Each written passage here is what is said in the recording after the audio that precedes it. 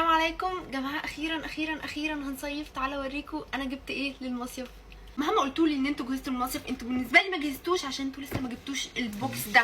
ما شاء الله تقيل قوي. اظن ما فيش مصيف اكتر من كده. خلينا نبص عليه من جوه.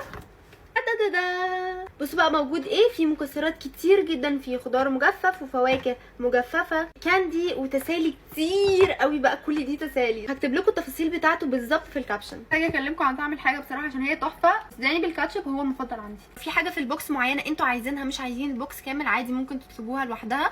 انا طلبت عن نفسي المكسرات جوز وبندق وعين جمل وكاجو. بصوا الباكجينج بتاعهم خطير ازاي علشان يحافظ على المكسرات، وحطينا هنا برضو عشان تفضل فريش. عندهم كل المكسرات اللي ممكن تيجي على بالكم، كاجو، عين جمل، بيستاشيو، بندق، كل حاجه حرفيا، حتى المكسرات النادره زي البيكان. وبما اني مهمله في صحتي ودايما عندي برد، انا طلبت من عندهم عسل بالمكسرات. سوري، ده عسل بالمكسرات، اما ده عسل بالقرفه والجنزبيل. الصفا العسل بتاعهم طبيعي وخطير، وعندهم برضو الشمع عسل، يعني كلت منه حته صغننه خالص يعني عشان طعمه تحفه بصراحه. ومش كده وبس، وكمان عندهم تمر خطير ما شاء الله. طب خليني اسالكم على حاجه. تعرفوا ان المكسرات بتتحمص قبل ما تجيلكوا بيوم واحد بس عشان تفضل فريش؟ طب تعرفوا ان الحاجه اللي بتطلبوها بتجيلكوا عن طريق مناديب الشركه، مش شركه شحن، عشان حاجتكم ما تتبهدلش؟ طب هل تعرفوا بقى ان المكسرات درجه اولى مستورده واعلى جوده؟ طب ايه الدليل على كلامك يا ايمي؟ ما كل الناس بتقول كده. شركه الصفا بتخليكوا تعاينوا وتدوقوا الحاجه بتاعتكم قبل ما تدفعوا اي فلوس فيها، وده دليل ان هم واثقين في حاجتهم جدا. بالنسبه للكاندي بقى فهي تركي